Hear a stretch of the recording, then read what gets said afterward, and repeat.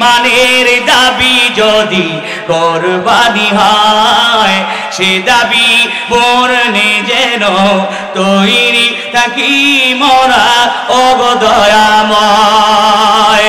ইমানের দাবি হলো অগ্নিশিখা, কাজ হলো শুধু জ্বলতে থাকা, কাজ হলো শুধু জ্বলতে থাকা। ইমানের দাবি হলো কিছু বিনিময়, সে বিনিময় যদি কলিজার ঘাম হয়, সে কাম দিতেই যেন তৈরি থাকি মোরা ওগো দয়াময়, ওগো দয়াময়। আল্লাহু আকবার। আল্লাহর নবী জনাব মুহাম্মদুর রাসূলুল্লাহ সাল্লাল্লাহু আলাইহি ওয়াসাল্লাম সাহাবায়ে কেরামদেরকে নিয়ে পরামর্শ করলেন। পরামর্শ করার পরে সাহাবায়ে কেরাম অনেকে অনেক পরামর্শ দিল। আল্লাহর নবী পরামর্শ দিলেন বিশাল খনন করতে হবে, পরীক্ষা খনন করতে হবে, যাতে এই ইহুদি খ্রিস্টান এবং মক্কার পৌত্তলিকরা মদিনায় আক্রমণ না করতে পারে। আল্লাহু আকবার বলেন। সাহাবায়ে কেরাম এক তো তীব্র শীতের প্রচন্ড শীত, আবার ক্ষুধার্ত, খাবার নাই, টাকা নাই, পয়সা নাই, হাতিয়ার নাই। আল্লাহর নবী প্রতি 10 জন সাহাবায়ে কেরামকে 40 ফিট পর্যন্ত বললেন, তোমরা এই আমি 40 ফিট পর্যন্ত বা 40 হাত পর্যন্ত তোমরা খনন করবে আর খনন করবে। সাহাবায়ে কেরাম অত্যন্ত কষ্ট করে, তাদের পেটের মধ্যে খাবার নাই, শরীর দুর্বল, এক দিয়া ভয়, কি হবে কি হবে, সব তো ঐক্যবদ্ধ হয়ে গেছে, মুসলমানদেরকে শেষ করবে। খ্রিস্টানেরা ঐক্য, ইহুদিরা ঐক্য, আরে বেদিনীরা ঐক্য, যত দুনিয়ার সব কাফের বেঈমানেরা ঐক্য হয়ে গেছে। আল্লাহর নবী আল্লাহর কাছে বলে, মালিক, সেজদায় অবনত হয়ে ডাক দেয়, আসমানের মালিক, জমিনের মালিক, ও আল্লাহ, তুমি তো রাজার রাজার, বাদশার বাদশা, সর্বভৌমত্বর ক্ষমতার মালিক, তোমার হাত ক্ষমতার মালিক তুমি। ও মালিক, ও আল্লাহ, আমার হাতে অস্ত্র নাই, শস্ত্র নাই, ও মালিক, বড়ই দুর্বল, ও আল্লাহ, আমরা তো বড়ই দুর্বল। এইভাবে কাঁদতেছেন। দোয়া করে যখন মিটিং শেষ করে খনন করা আরম্ভ করেছে, খনন যখন ভাইয়েরা খনন করতেছে, পরীক্ষা খনন করতে করতে বিশাল বড় একটা পাথর আমার ভাইয়েরা খননের মধ্যে পড়ে গেছে, সরাইতে পারে না, লড়াইতে পারে না, কাটতেও পারে না। সাহাবায়ে কেরাম দীর্ঘক্ষণ প্রচেষ্টা করার পরেও যখন বাড়তেছে না, দৌড়াইয়া যায় এক সাহাবী হযরতে সালমান ফারসি রাদিয়াল্লাহু তাআলা মুখে ডাক দিয়া বলে, ও সালমান, আমাদের বড় ভয় হয়, বিশ্বনবী রাহমাতুল লিল আলামিনের সাথে কিভাবে এই কথাটা বলবো, কারণ তোমার সাথে আল্লাহর নবীর বড়ই সম্পর্ক। আল্লাহর নবী যেই সাহাবী ভারী ঘর সাইরা, পারস্য সাইরা, অগ্নি পূজা সাইরা দিয়া আল্লাহর নবীর কাছে আইসা বয়াত হইয়া, বাপ মা সাইরা দিয়া কালেমা বইরা মুসলমান হয়ে গেছে। সাহাবীদের ভিতরে সবচেয়ে বয়োজ্যেষ্ঠ মুরব্বী সাহাবী। আল্লাহর নবী বলেন, আস-সালমানু মিন্না, আস-সালমানু মিন্না আহলুল বাইত, সালমান আহলে বাইতের অধিবাসী। কারণ হইল আল্লাহর নবীর চুলার মধ্যে আগুন জ্বললে, খাবার তৈরি হইলে সালমান খায়, আর না হইলে মদিনার পাথরগুলি বেঁধে আল্লাহর নবীর সাহাবী সালমান উপবাসে এইভাবে কাটাইয়া দেয়। আল্লাহু আকবার বলেন। আর ভাই আমার বাবাজিরা, ওই মুহূর্তে সালমান কানে কানে যায় নবীকে কয়, ও আল্লাহর নবী, আমরা তো কয়েকদিন ধরে অনাহারি, বড়ই দুর্বল শরীর, চলে না, ঠান্ডা, প্রচন্ড ঠান্ডা। ইয়া রাসূলুল্লাহ, ইয়া হাবিবাল্লাহ, আমরা দীর্ঘক্ষণ চেষ্টা চালাইলাম এই পাথরটাকে সরানোর জন্য, ভাঙ্গার জন্য। সবাই চেষ্টা করলাম, সম্মিলিতভাবেও সরাইতে পারলাম না। ও আল্লাহর পয়গম্বর, এই পাথর ভাঙতে পারলাম না। আল্লাহর নবী সালমান রাদিয়াল্লাহু তাআলার কথা শ্রবণ করে সামনে অতিক্রম করে কোরআনটা হাতে নিয়ে প্রস্থের উপরে, বিশাল বড় প্রস্থের উপরে যখন আঘাত করলো, আঘাত করার সাথে সাথে পাথরটা দুই খণ্ড হয়ে গেছে। চোয়ান আয়াত কাদের কাইয়ুমে কর দর কাফিদা উদয়াহান মোমে কর মা সুলাইমান দানে মুলক সরওয়ারি সুদমতে আই খাতেমা দওয়া পরি আস্তানে সা বীর বাকির মা কুতে দাদ হামজা ইউনুস লুকমায়ে বাহুতে দাদ তুহি কাদের জলিলুল্লাহ জাহাদার বাহার হালে তুহি মেরা নেগাদার কাদের কুদরত দারি हर जगाइया कुली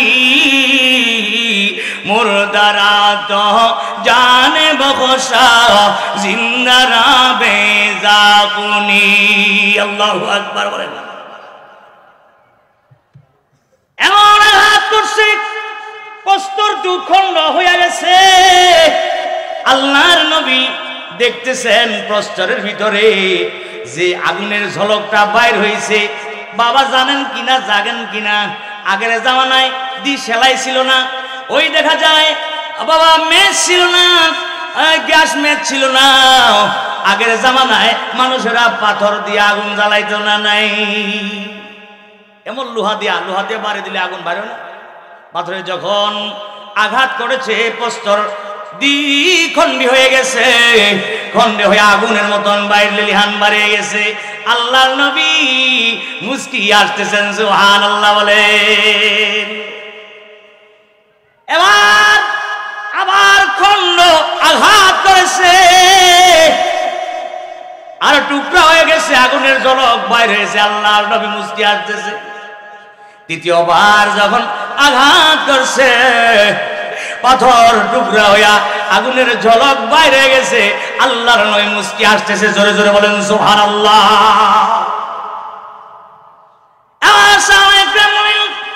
নবীজি কোন কারণে আপনি আসতেছেন? দেখা যায় 1000-এর অধিক সাহাবী মিলে পাথর ভাঙতে পারি নাই। আপনি কোদাল দিয়ে আঘাত করলে প্রস্তর ভেঙে দুখণ্ড হয়েছে, কয়েক খণ্ডে পরিণত হয়ে গেছে। নবীজি যখন পাথরে আঘাত করেন আগুন বাইর হয়ে যায়। আগুন বাইর হইলে আর দেখা যায় আপনি মুস্কি আসেন। আল্লাহ বলেন সাবি, প্রথম যখন আঘাত করলাম আগুনের ঝলকের মতন বাইর হইল। বাবা ওই জায়গার মধ্যে কি দেখছেন শুনেন। আল্লাহ বলেন হীরা এবং পারস্যের রাজ প্রসাদ আল্লাহ রাব্বুল আলামিন দেখাইছে। দ্বিতীয়বার যখন আঘাত করলাম দেখলাম রোম রাজ্যর সেই লাল প্রসাদটা আল্লাহ পাক আবার দেখাইছে। তৃতীয়বার যখন আঘাত করলাম ইয়ামানের সবচেয়ে বড় রাজপ্রাসাদ, উঁচু প্রসাদটা আল্লাহ রাব্বুল আলামিন আমাকে দেখাইছে। জিব্রাইল আমার কানে কানে কয়, নবীজি চিন্তা নাই, চিন্তা নাই ইয়া রাসূলুল্লাহ, ইয়া হাবিবাল্লাহ, আরে আপনার জন্য খুশখবরি নিয়ে আসছি, বড় সুসংবাদ নিয়ে আসছি গো নবীজি। কারণ হইল ও আল্লাহর নবী, আপনি এবং আপনার উম্মতেরা এমন একদিন আসবে, রোম পারস্য আপনার দখলে চলে যাবে, পারস্য দখলে চলে যাবে, ইয়ামান চলে যাবে, আফ্রিকা দখলে চলে যাবে, চীন দখলে চলে যাবে। এমন একদিন আসবে রাশিয়া দখলে চলে আসবে, ইউরোপ দখলে চলে আসবে। ও আল্লাহর নবী, ও আল্লাহর পয়গম্বর, এই সুসংবাদ আল্লাহ রাব্বুল আলামিন আমারে দান করছেন। তারা আপনার টিটকারি করে, আরে মুহাম্মদ বড় দুর্বল, আরে মোল্লারা ইমামতি করব, টাকা নাই পয়সা নাই, এরা তো কামলাতে কাজ করে, চান্দা ওড়ায়, ঠিক না বেঠিক, মসজিদ মাদ্রাসার কালেকশন করে চলে, এরা দুর্বল। আরে আরে গাড়ি নাই, বাড়ি নাই, টাকা নাই, ওরম পয়সা নাই, এরা কি ক্ষমতায় যাইতে পারবে? আল্লাহ রাব্বুল আলামিন ডাক দিয়া বলে, ও নবীজি আপনি, ও নবীজি আপনি, আপনাকে আমি দুনিয়ার বাদশাহী দিব, আখিরাতের বাদশাহী দিব। ও নবীজি, পারস্য আপনার পায়ের তলে আসবে, রোম তদানীন্তন সময় সুপ্রিম পাওয়ার, এরা আপনার পদতলে আসবে। তাই আল্লাহ তাআলা সুসংবাদ দিয়ে দেন, কুলিল্লাহুম্মা মালিকাল মুলকি তুতিল মুলকা মা তাশাউ ওয়া তানজিউল মুলকা মিম্মান তাশাউ ওয়া তুইজ্জু বিয়াদিকাল খায়র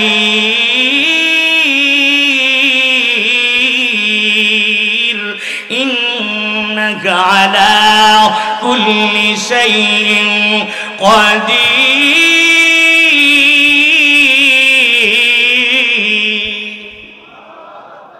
আল্লাহ তাআলা বলেন, আল্লাহ তাআলা বলেন, ও নবী আপনি বলেন, দুনিয়ার মানুষদেরকে বলে দেন, যারা আপনার টিটকারি করে, মোল্লারা, মোল্লা, হ্যাঁ মোল্লা 50 বছর 54 বছর 53 বছর ক্ষমতা আসতে পারবে না। ক্ষমতার মালিককে হে নবী আপনি বলেন, মালিকাল মুলক, সর্বভৌমত্ব রাজত্বর মালিক হলো আল্লাহ। তুহি কাদের জলিলুল্লাহ জাহাদার বাহার হালে তুহি মেরা নেগাদার। সুবহানাল্লাহ। ক্ষমতার মালিককে এমন অবস্থায় আল্লাহর নবী যখন ওই যুদ্ধের নাম হইল জঙ্গে আহজাব, মানে সম্মিলিত যৌথ বাহিনী, যৌথ দলে মিলে মদিনায় আক্রমণ করছিল। আর আরেক প্রসিদ্ধ নাম হলো খন্দকের যুদ্ধে। সেই যেই যুদ্ধের ময়দানে আল্লাহর নবীকে বিজয় দান করছিলেন। সুবহানাল্লাহ বলে আছে না? না এরকম আছে না? সর্বভৌমত্ব ক্ষমতার মালিক জনগণ না আল্লাহ। আর চিল্লায় বলেন কে? আরো জোরে বলতে হবে কে? আন্নাল কুওয়াতা লিল্লাহি জামিআ, সর্বশক্তিমান কে? আল্লাহ লাহুল মুলকুস সামাওয়াতি ওয়াল আরদ, আসমান জমিনের রাজত্ব একমাত্র কার? আলা লাহুল খালক ওয়াল আমর, আরে সৃষ্টি তিনার, আরে সৃষ্টি তিনার, রাজত্ব হুকুম কর্তৃত্ব তিনার। সুবহানাল্লাহ। ইনিল হুকমু ইল্লা লিল্লাহ, এই ইনিল হুকমু ইল্লা লিল্লাহ, এই পৃথিবীর রাজত্বর ক্ষমতা কর্তৃত্ব কার? একটু আওয়াজ করে বলেন, একমাত্র কার? আল্লাহ পাক রব্বুল আলামিনের। এই জন্য এখানে মুলকি দুইটা পাশাপাশি, মুলকি তুতিল মুলকা মান তাশা ওয়া তানজিউল মুলকা মিম্মান তাশা। তাফসীর করতে গিয়া মুসান্নিফরা বলেন, মুফাসসির কিরামরা বলেন, আব্দুল্লাহ ইবনে আব্বাস রাদিয়াল্লাহু তাআলা তাফসীর করেন, এই দুইটা মুলক দ্বারা মুরাদ হইল, এক নাম্বার উদ্দেশ্য হইল মুলকুন নবুওয়াতি ওয়ার রিসালাতি। সুবহানাল্লাহ। দুনিয়ার রাজত্ব আল্লাহ পাক দান করছেন, আবার কাউকে দুনিয়ার রাজত্বও দিচ্ছেন, আখিরাতেরও রাজত্ব দিচ্ছেন। সুবহানাল্লাহ। আল্লাহ পাক বলেন, দুনিয়ার রাজত্ব কাউকে দান করার পরে আমি কাউকে ইজ্জত দান করছি, কাউকে অপমানিত করছি, ইজ্জত দান করছি। আল্লাহ পাক কাউকে দুনিয়ার বিজয় দান করছেন, কাউরে অপমানিত করছেন। বাবা এই জন্য বলি, আল্লাহ তাআলা বলছেন যে পৃথিবীর ভিতরে আমি হইলাম সর্বপ্রথম বাদশাহ, এবং পৃথিবীর সবচেয়ে বড় বাদশাহ। আমার মতন বড় বাদশাহ আর কেউ নাই। ভাই তাফসীরের কিতাবের মধ্যে লেখেন, ইতিহাসের কিতাবের মধ্যে লেখেন, 4 জন দুনিয়ার মানুষকে আল্লাহ রাব্বুল আলামিন দুনিয়ার বাদশাহী দান করছিলেন, বড় বাদশাহী। সারা দুনিয়ার রাজত্ব কাউরে দেন নাই, অল্প কিছু রাজত্ব দান করছেন, তাদেরকে বড় বাদশাহ। 2 জন কাফির, 2 জন মুসলমান। বাবা এই 4 জনকে আল্লাহ রাব্বুল আলামিন দুনিয়ার কিছু অংশ, বেশি অংশ সময়ের রাজত্ব দান করছিলেন না নাই? এই জন্য আমি বলি, আল্লাহ রাব্বুল আলামিন বলেন সর্বপ্রথম আমার প্রতিনিধি দুনিয়াতে আসবে, ইন্নী জাইলুন ফিল আরদি খলিফা। আল্লাহ রাব্বুল আলামিন পৃথিবীতে সর্বপ্রথম জিন প্রেরণ করছিলেন। জিন জাতি যখন বড় বাধ্য হয়ে তারা যখন তাদের নবী ইউনূস ওকে হত্যা করলো, পাহাড় থেকে ফেলে দিয়ে, পাহাড় থেকে ফেলে দিয়ে যখন হত্যা করলো, আমার ভাইয়েরা, আল্লাহ পাক জিন জাতিদেরকে ধ্বংস করে দিয়েছিলেন। ইবলিস ব্যতীত আর কেউ বেঁচে যখন ছিল না আমার ভাইয়েরা, ইবলিস, এই ইবলিসকে লালন পালন করে করে একই পর্যায়ে রাসূল মালাইকা হলো, আবেদ হলো, সালেহ হলো, সালিহিন হলো, সালেক হলো, বিভিন্ন উপাধি হলো। এরপরে আল্লাহ পাক বলেন এই জমিনকে, আমার এই রাজত্বটাকে আমার প্রতিনিধির মাধ্যমে আবাদ করতে হবে। আল্লাহ রাব্বুল আলামিন সর্বপ্রথম ইন্নী জাইলুন ফিল আরদি খলিফা। আল্লাহ বলেন আমি পৃথিবীতে এই ফেরেশতাদেরকে নিয়ে পরামর্শ সভা ডাক দিয়া বলেন ইন্নী জাইলুন ফিল আরদি খলিফা, আমি পৃথিবীতে এই আমার প্রতিনিধি তৈরি করতে চাই, তোমরা কি বলো? সুবহানাল্লাহ বলেন। অনেক বড় আলোচনা, সেই দিক সময় নাই। আল্লাহ পাক নিজেই বলছেন পৃথিবীর সর্বপ্রথমে আগমনের দিক দিয়া নবী আদম পয়গম্বর, এবং দুনিয়াতে প্রতিনিধিও পাইলেন না আদম পয়গম্বর। প্রথম রাজা, প্রথম বাদশা আল্লাহর তরফ থেকে কে? এটা আওয়াজ করে বলেন আদম পয়গম্বর। তাকে মুলকুন নবুয়া, বাবা মুলকুন নবুয়া দেওয়া হয়েছিল, রিসালা দেওয়া হয়েছিল, মুলকুদ দুনিয়া দান করা হয়েছিল। এরপরে দ্বিতীয় বাদশা, দ্বিতীয় পর্যায়ে যখন আসছে বাবা, দ্বিতীয় পর্যায়ে হযরত শীস আলাইহিস সালাম এইভাবে প্রতিনিধিত্ব করতে করতে হযরত দাউদ আলাইহিস সালাম, হযরত সুলাইমান পয়গম্বর আলাইহিস সালাম, এইভাবে বাবা রাজত্ব করতে করতে বাবা দুনিয়ার বাদশাহী করতে করতে যেই টাইমে দুনিয়ার মানুষেরা অস্থির আলমে জাহিলিয়াতের যুগ, বর্বরতার যুগ, মানুষেরা চরিত্র নষ্ট হয়ে গেল, ধর্ষণ, খুন, খারাপি, মারামারি, কাটাকাটি, জেনা, হত্যা, ব্যভিচার, বাবা অন্যায়, অপরাধ, জুলুম, দুনিয়া যখন ভরপূর্ণ হয়ে গেল, আল্লাহ রাব্বুল আলামিন তার প্যারা বন্ধু জনাবে মুহাম্মদুর রাসূলুল্লাহ সাল্লাল্লাহু আলাইহি সাল্লামকে দিন আল্লাহর নবী বলেন ক্বালা ইন্নামা বুইসতু মুআল্লিমান, আল্লাহ পাক আমাকে শিক্ষক হিসাবে দুনিয়ার মানুষের জন্য প্রেরণ করেছেন। সুবহানাল্লাহ বলেন। বাদশা হিসাবে প্রেরণ করেছেন, দুনিয়ার রাজা হিসাবে প্রেরণ করেছেন। হালত এমন ছিল, আজব রঙের দুনিয়া ছিল। আমরা নাহি আসতে হেতা, কেউ করিত পাথর পূজা, কেউ বুঝিত বৃক্ষলতা, আরে সাকার মতে নয়নে পূজা, লোকের মনে পেত ব্যথা, মানত না কেউ দৃশ্যহীন ওই আকারবিহীন খোদার কথা। বলো তুমি কেউ কি তোমার নাম নিত এই মহিতলে? আজকে তুমি পরিচিত মুসলমানের বাহুবলে। আল্লাহু আকবার বলেন। যেই টাইমে পৃথিবীর নাজুক পরিস্থিতি হয়ে গেল, বাবা বর্বরতা চালু হয়ে গেল, জীবন্ত কন্যা সন্তানদেরকে বাবা মাটিতে দাফন করিয়ে দেওয়া হচ্ছে, কবর দেওয়া হচ্ছে। বাবা আখলাক হারায় ফেললো। মায়ের সাথে সন্তানের কি আখলাক হবে, বাবার সাথে কন্যার কি আখলাক হবে? আখলাক যখন শেষ হয়ে গেল, বাবা কোথাও শান্তি নাই, জুলুম, অন্যায়, অবিচার, হত্যা, বাবা নির্যাতন, নিপীড়ন। বাবা একটা সময় আল্লাহ রাব্বুল আলামিন তার তরফ থেকে এই বিশ্ববাসীকে ইনসাফ কায়েম করার জন্য, বাবা ন্যায় পরায়ণে ওঠানোর জন্য, শিক্ষক হিসাবে এই বিশ্ব মানবতাকে মুক্তির জন্য আল্লাহর নবীকে শিক্ষক হিসাবে, প্রতিনিধি হিসাবে, রাষ্ট্রনায়ক হিসাবে আল্লাহর পয়গম্বরকে প্রেরণ করেছেন। কথাটা বুঝে আসছে না নাই? বুঝতে পারছেন আপনারা?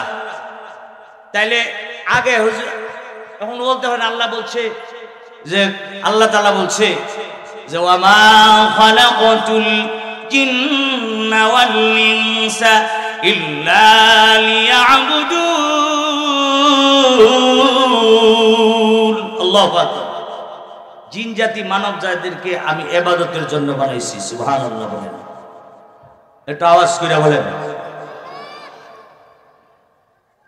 ইবাদত, এই ইবাদতের কথা পরে আসছে। আল্লাহ রাব্বুল আলামিন প্রথমে যখন দেখেন আমাদের দেশে থানা তৈরি করে, তখন আগে থানা তৈরি করার পরে সাথে সাথে পুলিশ নিয়োগ দেয় কিনা? এটা আওয়াজ করে বলেন। পুলিশ কেন নিয়োগ দেয়? শান্তি শৃঙ্খলা, ন্যায় ইনসাফ, বিচার, অন্যায় জুলুম পাপাচার এগুলি বন্ধ করার জন্য পুলিশ নিয়োগ দেয় না নাই? এটা আওয়াজ করে বলেন। আত্মশুদ্ধির জন্য হয়। কয় মানুষেরা খালি রাজা করবে, বাদশাহী করবে, মানুষেরা রাজনীতি করবে, ইমান ঠিক থাকবে না, নামাজ পড়বে না, দান করবে না, যাকাত দিবে না, হজ করবে না, কুরবানি করবে না, ন্যায় ইনসাফ বিচার করবে না, দান দক্ষিণা করবে না, বাবা মায়ের সাথে ভালো আচরণ করবে না, সমাজের ন্যায় প্রতিষ্ঠা করবে না, এইটা হইতে পারে না। এই জন্য আল্লাহ রাব্বুল আলামিন মানব জাতির আত্মশুদ্ধির জন্য, মানুষ যাতে শয়তানের প্রবঞ্চনা করে ধোকায় পড়িয়া পথভ্রষ্ট না হয়, মানুষগুলি জান্নাতমুখী হয়, আল্লাহওয়ালা হয়ে যায়, মানুষের আত্মপবিত্র হয়, মানুষেরা সঠিকভাবে রাষ্ট্র পরিচালনা করতে পারে। এই জন্য আল্লাহ রাব্বুল আলামিন ইবাদত দান করছেন। সুবহানাল্লাহ বলেন, সুবহানাল্লাহ। এই জন্য তো সাহাবায়ে কেরাম, এই জন্য আমার ভাইয়েরা যখন যুদ্ধ লাগলো কায়সার বাদশাহ, কায়সারের সাথে যখন আমার ভাইয়েরা পারস্যের যুদ্ধে সেনাপতি হলো রুস্তম। রুস্তম যখন বিশাল সৈন্যবহর যখন নিয়ে আসছে, লক্ষ লক্ষ সৈন্য আর মুসলমানদের ৩২,০০০ সৈন্য। সুবহানাল্লাহ বলেন। কাফেরদের ৩ লক্ষ, কেউ বলছেন আরো অধিক হইতে পারে এত সৈন্য, আর মুসলমানদের মাত্র ৩০ থেকে ৩২,০০০ সৈন্য। যখন লড়াই লেগে গেল, যুদ্ধ যখন শুরু হয়ে গেছে, এক পর্যায়ে ভাইয়েরা এমন ভাবে যুদ্ধ লাগলো, কাফের বেঈমানেরা খালি মুসলমানেরা আগায়, আর কাফের বেঈমানেরা মুসলমানের তলোয়ারের নিচে শাহিদ হচ্ছে। আল্লাহু আকবার বলেন। আমরা যখন যুদ্ধ মাঠে কুচ করিতাম বীরের মতন, ভীত হয়ে সিংহ দল পালাইত শিয়াল যেমন, অশিরিসার ভয় করিনি টুপের মুখে আষ্ট কখন, আকিয়াছি মানবরীদে তাওহীদের চিত্র মোরা, খঞ্চরের তলে থেকে দিয়েছি তাওহীদের সারা, রাজা মহারাজা হেরে ভয় করিনি কোনো কালে, কালেমা তুই পাঠ করেছি তলোয়ারের ছায়া তলে। আল্লাহু আকবার বলেন। আর ভাই আমার বাবাইয়া, মুসলমানের সেনাপতি খালিদ বিন ওয়ালিদ, মুসলমানরা যখন যুদ্ধ করতেছে, লড়াই করতেছে, করতে করতে বাবা কারো অস্ত্র ভাঙ্গা, ছোট অস্ত্র, বয়স্ক, দুর্বল, ওই যখন কাফের উপরে ঝাঁপায়া পড়ে, মনে হয় ক্ষুধার্ত বাঘের মতন ঝাঁপায়া পড়ে, যার উপরে পড়ে ওই কাফেরটা শেষ হয়ে যায়। সুবহানাল্লাহ। এক পর্যায়ে আমার ভাইরা যুদ্ধ করতে করতে বিজয়ের দ্বার প্রান্তিক, রাত হয়ে গেল। রাত্রে বেলায় আমার ভাইরা ওই দেখা যায় আমার বাবাজিরা, কাফেরদের সেনাপতি রুস্তম বলতেছে, আরে কি হলো, কি হলো? মুসলমানেরা এত সংখ্যা কম, আমরা লক্ষ লক্ষ সেনাবাহিনী ফৌজ মুসলমানদের সাথে লড়াই করে পারি না। কারণটা কি? এদের তো অস্ত্র নাই, তেমন বয়সও নাই, এত দুর্বল। এরা কিভাবে যখন আমাদের উপরে ঝাঁপে, আল্লাহু আকবার স্লোগান দিয়া যখন ঝাঁপায়া পড়ে, তখন কাফের বেঈমানেরা জবায়েরা পরাস্ত হয়ে যায়, তলোয়ারের নিচে ধরাশয়ী হয়ে যায়। মুসলমানরা যখন আক্রমণ করে বাঘের মতন থাবা দেয়, সিংহের মতন গর্জন দেয়, আর কাফের বেঈমানেরা জমিনের মধ্যে পদলিত হয়ে যায়। আল্লাহু আকবার। রুস্তম রাত্রেবেলা মিটিং ডাকলো, বলল সৈন্যরা বলো বলো এটা রহস্যটা কি, কি রহস্য? একজন যায় বলে, ও সেনাপতি শুনেন শুনেন শুনেন, আপনি বিশ্বাস যদি না করেন, তারা যখন গভীর রজনীতে হয়ে যায়, সবাই যায় নামাজ ফালায়া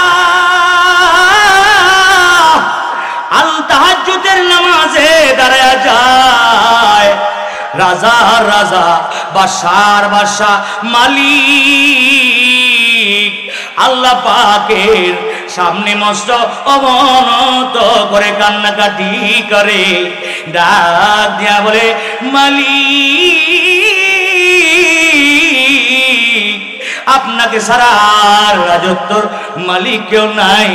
ও আল্লাহ, আপনি আমাদেরকে সাহায্য করেন, আমরা বড় দুর্বল, আমরা কাঙ্গাল, ভিখারি, পেটে পাথর ভাঙা। আল্লাহ পাক ডাক দিয়া বলে মুসলমান যাও যাও যাও, আমি তোমাদেরকে ঈমান নামক নূরের পাওয়ার দিয়া দিলাম। সুবহানাল্লাহ।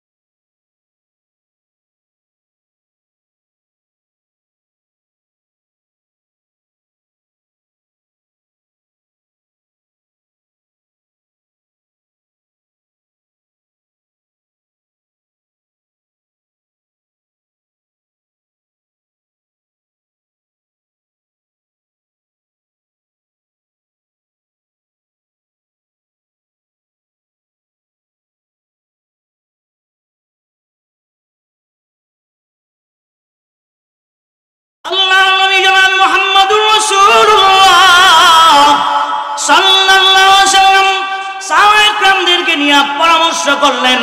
পরামর্শ করার পরে সাহাবায়ে কেরাম অনেকে অনেক পরামর্শ দিল।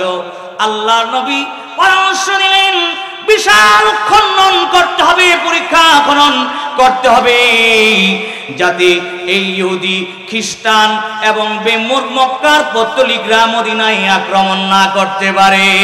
আল্লাহু আকবার বলেন। সাহাবায়ে কেরাম এক তো তীব্র শীতের প্রচন্ড শীত, আবার ক্ষুধার্ত, খাবার নাই, টাকা নাই, পয়সা নাই, হাতিয়ার নাই।